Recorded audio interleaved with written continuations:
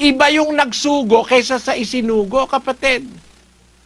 Ang pagkakamali nung ibang nagbabasa ng Biblia, nung sabihin ng Diyos, ako ang Diyos, liban sa akin eh walang iba. Abe, pinapalagay nila, yun si Kristo. Mali, yun yung Ama, kung saan ang galing si Kristo. Santiago City, Isabela naman po tayo. Go ahead, Isabela. Ang tanong ko po ay ganito. Naniniwala po kami na ang Diyos ay isa, ayon sa nakasulat sa Isaiah chapter 44, verse 6, jump 8. At ang Diyos na ito na nag-iisa ay nagpanukala na siya ay magkakatawang tao, ayon sa nakasulat sa Micah chapter 5, verse 2, and Isaiah chapter 9, verse 6.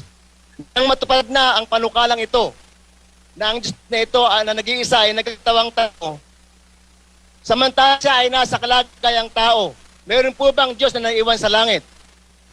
Sige kapatid, salamat sa iyong pagdalo at sa pagtatanong. Basahin natin yung sinabi mo sa Micah 5:2. Ngunit ikaw, Bethlehem Ephrata, na maliit upang lumagay sa libu-libo ng Huda, mula sa iyo ay lalabas sa akin ang isa na magpupuno sa Israel, na ang pinagbuhatan niya ay mula ng una, mula ng walang hanggan. Kung pag-aaralan mo ng maayos ito, kapatid na Joselito, gusto ko basahin uli, tignan mo sa isa screen, papapansin ko lang sa'yo. Ang nagsasalita rito ay ang Panginoon sa pamamagitan ng hula. Ang sabi sa hula, ngunit ikaw, Bethlehem Ephrata, na maliit upang lumagay sa libu-libo ng Huda, mula sa iyo ay lalabas sa akin. May panggagalingan yung lalabas sa Bethlehem Ephrata.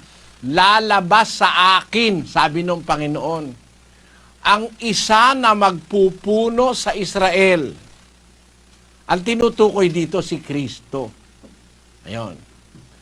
Kaya, yung lalabas na anak ng Diyos na si Kristo, lalabas mula sa Diyos na Ama. Bakit? Asan ba ang Kristo bago siya nagkatawan tao? Asan ba siya? 1:18 ng Juan. Walang taong nakakita kailanman sa Diyos ang bugtong na anak na nasa sinapupunan ng Ama. Siya ang nagpakilala sa Kanya. Nung umpisa pala, ang bugtong na anak nasa sinapupunan ng Ama. Nasa sinapupunan ng Ama. So yung Kristo na anak manggagaling sa sinapupunan ng Ama. Yon. Hindi siya yung Ama. Manggagaling siya sa sinapupunan ng Ama. Patunayan natin sa 6:38 ng Juan.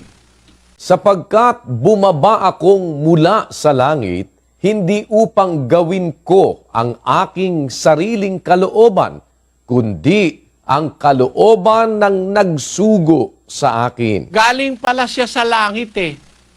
Natural, nasa langit ang Ama, nasa sinapupunan siya ng Ama. Sabi niya nung nasa lupa na siya, bumaba ako galing sa langit. Hindi upang gawin ko ang aking sariling kalooban, kundi ang kalooban ng nagsugo sa akin. Sino ba yung nagsugo sa kanya? Ang Ama. Kaya gagawin niya sa lupa ang kalooban ng nagsugo sa kanya. Iba yung nagsugo kaysa sa isinugo, kapatid. Ang pagkakamali nung ibang nagbabasa ng Biblia, nung sabihin ng Diyos, ako ang Diyos, liban sa akin eh walang iba. Abe, pinapalagay nila, yun si Kristo. Mali, yun yung Ama, kung saan ang galing si Kristo. Wala naman talagang ibang Diyos liban sa Ama eh. Sa Kanya galing, pati si Kristo sa Kanya galing eh. Oh. Ngayon, bakit sabi niya, iisa lang siya? Bakit ganon? Na sinabi ng Ama, iisa lang siya. Basahin natin ang 10 ng Juan, versikulo 30. Ako at ang Ama ay iisa. Nung narito na sa lupa si Kristo, sabi niya, ako at ang Ama ay iisa. Ay ano, ibig sabihin nung ako at ang Ama ay iisa? Kasi galing siya sa sinapupunan ng Ama. Katunayan na yun ang kahulugan nun, 19:4 ng Mateo. At siya'y sumagot at sinabi, hindi ba ganinyo nabasa na ang lumalang sa kanila buhat sa pasimula ay sila'y nilalang niya na lalaki at babae? At sinabi, dahil dito'y iiwan ng lalaki ang kanyang ama at ina at makikisama sa kanyang asawa at ang dalawa ay magiging isang laman. Kaya nga, hindi na sila dalawa, kundi isang laman. Ang pinapagsama nga ng Diyos ay huwag papaghiwalayin ng tao. Yung mag-asawa pala, para sa Diyos, isa lang yun eh. Isang laman eh. Hindi na sila dalawa, isa na lang sila. Magkaiba yun. Babae at lalaki yun eh. Pero isa lang yun sa Diyos. Kasi yung kwenta ng Diyos, iba sa kwenta ng tao. Yung iba, pag nabasa, ako at ang Ama iisa. Ang paliwanag nila, si Kristo rin daw yung Ama. Mali.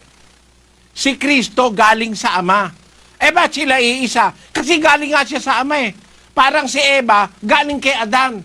Kaya nung pagsamahin sila ng Diyos, balik sila sa pagiging isa. Hindi na sila dalawa, kundi isang laman. Bakit? Talaga naman si Eva ay galing din kay Adan eh.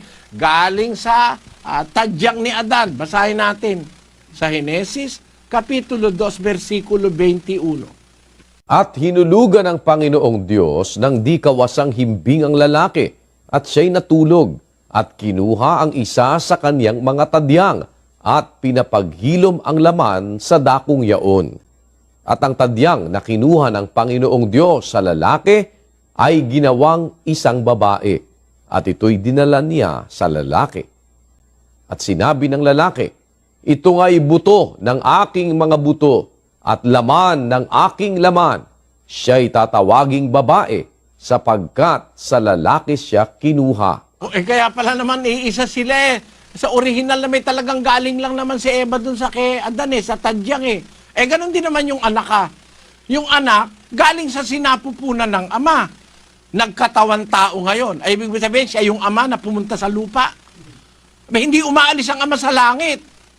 Ang Ama laging nasa langit, hindi nagbabago ng anyo yung Ama. Basahin natin ang Santiago 1:17. Ang bawat mabuting kaloob at ang bawat sakdal na kaloob ay pawang buhat sa itaas, na bumababa mula sa Ama ng mga ilaw, na sa Kanya'y walang pagbabago, ni kahit anino man ng pag-iiba. Sa Kanya'y walang pagbabago yung Ama. Hindi siya nag-iiba. Hindi siya nagkakatawang tao. Ang ginamit na termino sa Bibliang Grego is paralagy. Paralagy. Paralagy means transmutation o pag-iiba ng kalagayan. Ang Ama'y walang paralagy, walang pag-iiba ng kalagayan, walang pagbabago, walang transmutation. Kaya yung nagkatawan tao, hindi yun yung Ama mismo. Yun yung nanggaling sa kanyang sinapupunan. Yun ang tinatawag sa Biblia na anak. Anak na galing mismo sa Ama. 13 ng Juan, versikulo 3. Si Jesus, sa pagkatalastas na ibinigay na ng Ama ang lahat ng mga bagay sa Kanyang mga kamay, at siya'y nanggaling sa Diyos, at sa Diyos din paroroon. Liwanag eh. Alam ng mga apostol kung saan nanggaling si Kristo. Nanggaling siya sa Diyos. Hindi siya yung Diyos na Ama. Siya yung Diyos na anak. Iba yung Ama sa anak. Nanggaling yung anak sa Diyos na Ama. Ang katunayan, si Kristo mismo, galing sa Diyos na Ama, 8:5 ng unang Korinto. Sapagkat bagamat mayroong mga tinatawag na mga Diyos, maging sa langit o maging sa lupa, gaya ng may maraming mga Diyos at maraming mga Panginoon.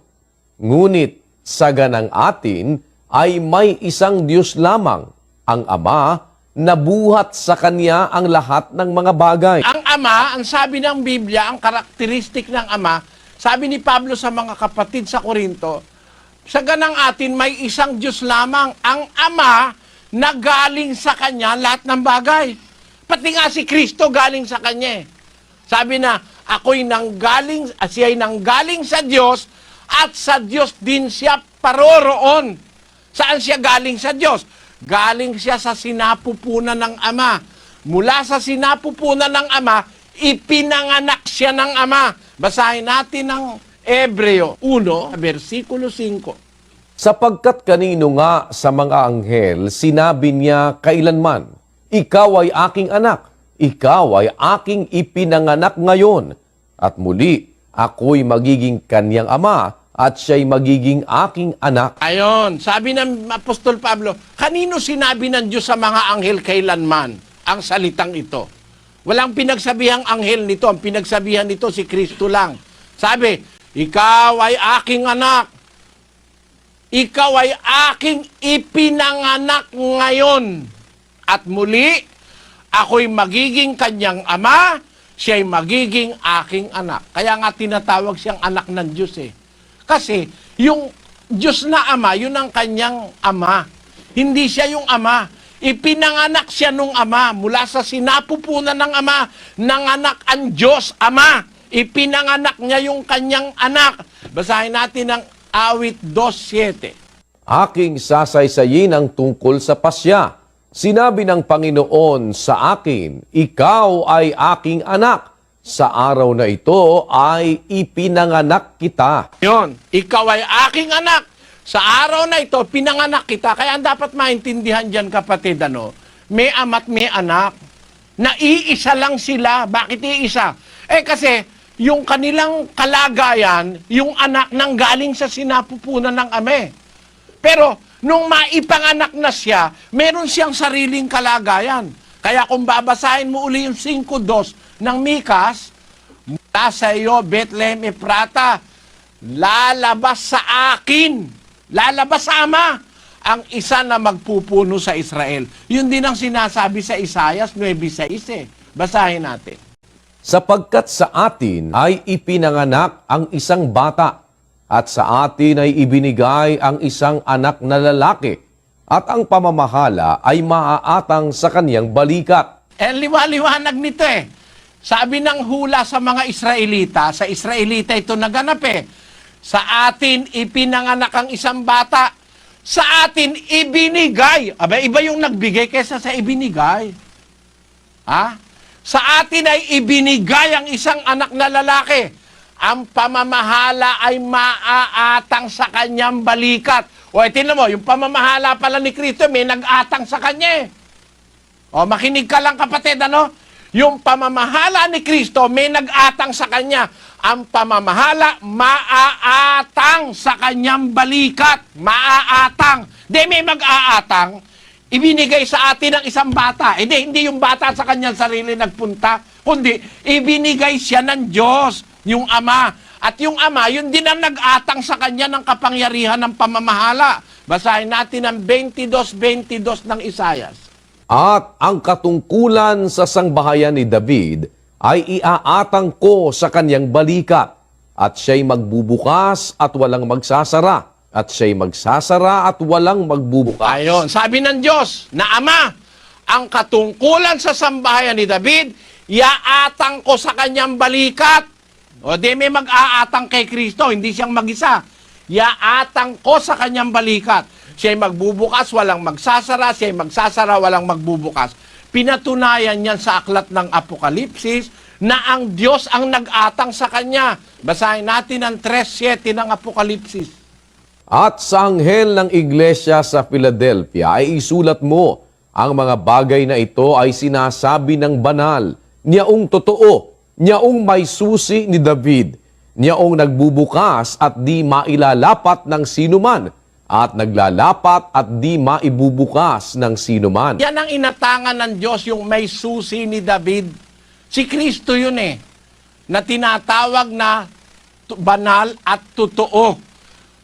Inatangan ng Diyos ng pamamahala sa kanyang balikat, tinatawag na makapangyarihan Diyos, tinatawag na kamangha-mangha, tagapayo, makapangyarihan Diyos, walang hanggang Ama, prinsipe ng kapayapaan. Dito nagkakamali yung mga born again Kung raw si Kristo tinatawag walang hanggang Ama, Ama, siya na nga yung Ama sa langit na gumawa lahat ng bagay. Mali. Yung anak pwedeng maging ama. Tatay ko'y ama ko yun nung magkaanak ako'y ama rin ako pero anak pa rin ako. Hindi ibig sabihin na kung naging ama ako, wala na yung ama ko. Hindi ganon. Ang Kristo may ama. Yung ama niya ay ama. Si Kristo naging ama rin. Bakit? Naging anak niya yung mga apostol Basahin natin ang sabi sa 21:5 ng Juan. At sa kanila nga'y sinabi ni Jesus, "Mga anak, mayroon baga kayong anumang makakain?" Nagsisagot sila sa kanya, "Wala." Tawag ni Kristo sa mga apostol, mga anak Kaya si Kristo, nagtumata yung ama ng mga alagad na sa kanya'y naniwala. Pero it doesn't mean na siya mismo yung ama sa langit. Bakit? Kagaya ng tanong mo kapatid, nung magkatawan tao ba siya, may naiwan ba sa langit? Tingnan natin kung may naiwan. 3:16 ng Mateo. At nang mabautismuhan si Jesus, pagdakay umahon sa tubig, at narito, nangabuksan sa kanya ang mga langit, at nakita niya ang Espiritu ng Diyos na bumababang tulad sa isang kalapati at lumalapag sa kanya. At narito, ang isang tinig na mula sa mga langit na nagsasabi, "Ito ang sinisinta kong anak na siya kong lubos na kinalulugdan." Meron palang nasa langit, nung bautismohan yung anak si Kristo, nasa ilog ng Jordan, kasama si Juan Bautista. Nung mabautismohan si Jesus, nabuksan yung mga langit. Nakita niya yung Espiritu Santo ng Diyos bumababa mula sa langit, dumadating sa kanya parang kalapate. At narito ang isang tinig na mula sa langit, sabi ni Mateo, nagsabi yung tinig, "Ito ang sinisinta kong anak na siya kong kinalulugdan." Okay, tamo, may naiwan sa langit. Yun nga yung ama, yung anak nandito sa lupa noon. Hindi siya yung ama, nasa ilog siya ng Jordan Anong katunayan? Sa isang pagkakataon, nanalangin ng Panginoon Kristo. Sumagot yung ama galing sa langit Akala nga ng mga tao kumulog Basahin natin ang isang talata ng Juan 12:28. "Ama, luwalhatiin mo ang iyong pangalan. Dumating nga ang isang tinig na mula sa langit na nagsasabi, niluwalhati ko na at muli kong luluwalhatiin. Ang karamihan ngang nangaroroon at nangakarinig ay nagsipagsabing kumulog.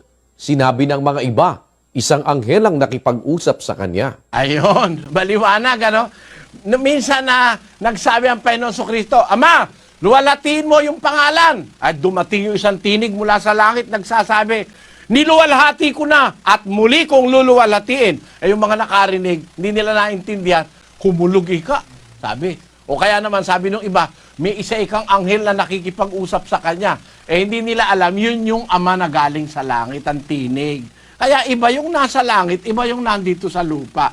Sa tanong mo, meron bang naiwan sa langit? Meron, definitely. Yung ama kasi hindi umaalis sa langit yun Hindi umaalis yun sa langit. Wala siyang pagbabago, wala siyang transmutation, wala siyang anyo ng pag-iiba't iba. Isinugo niya yung kanyang anak na nanggaling sa kanyang sinapupunan.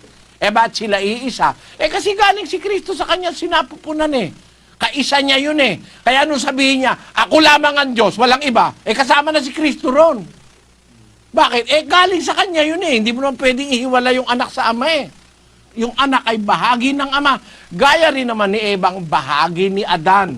Kaya nga natutunan ni Adan Nung ibigay sa kanya si Eva, sabi ni Adan, "Ito'y buto ng aking buto. Ito'y laman ng aking laman." Sabi niya. Ibig sabihin, ako rin ito. Mamahalin ko ito dahil ito'y ako rin. Mahalin niya si Eva, minamahal niya ang sarili niyang katawan. Yun ang kahulugan nun Basahin natin ang Efeso, Kapitulo 5, versikulo 28. "Gayon din naman, nararapat ibigin ng mga lalaki ang kani-kaniyang sariling asawa na gaya ng kanilang sariling mga katawan. Ang umiibig sa kanyang sariling asawa ay umiibig sa kanyang sarili. Ayun. Pag iniibig mo yung asawa mo, biniibig mo yung sarili mong katawan. Bakit? Si Eva kasi galing doon sa katawan mismo ni Adan eh.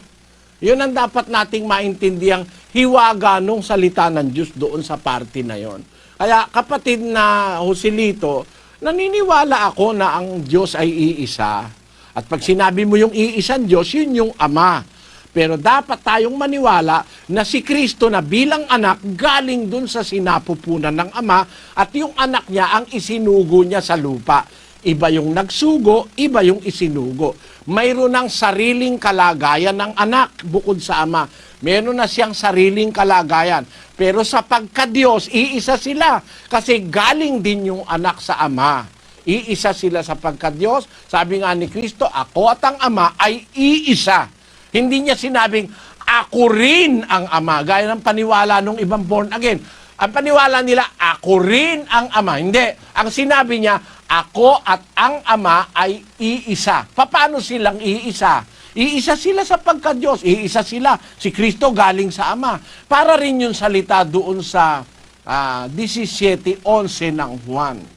At wala na ako sa sanglibutan, at ang mga ito ay nasa sanglibutan. At ako'y paririyan sa iyo, Amang Banal. Ingatan mo sila sa iyong pangalan, yaong mga ibinigay mo sa akin, upang sila'y maging isa, na gaya naman natin. Ayun, ang pagiging isa ng ama't ng anak, united one. They are united one. Ang pagiging ama ni Kristo at saka ng ama, they are united in everything. Gaya rin naman ng mga Kristiyano nung una, sabi ni Kristo, ingatan mo sila sa iyong pangalan upang sila'y, marami no? Sila'y maging isa, gaya naman natin. Ang pagiging isa ng ama't ni Kristo, they are united, they are in complete agreement. Ganon din ang mga Kristiyano. Pag sila'y naingatan sa pangalan ng Ama, para lang silang iisang lahat. Bagaman marami sila, upang sila'y maging isa, gaya naman natin na iisa rin ang Ama at ang Anak. Iisa in the sense that they are completely united in cause and in everything. Because the Son came from the bosom of the Father. But the Son is now have a different being from the Father. The Son is the Son and the Father is the Father. That is the reality that we have to understand. Sana naunawaan mo kapatid na Joselito at maraming salamat sa iyo. Salamat po.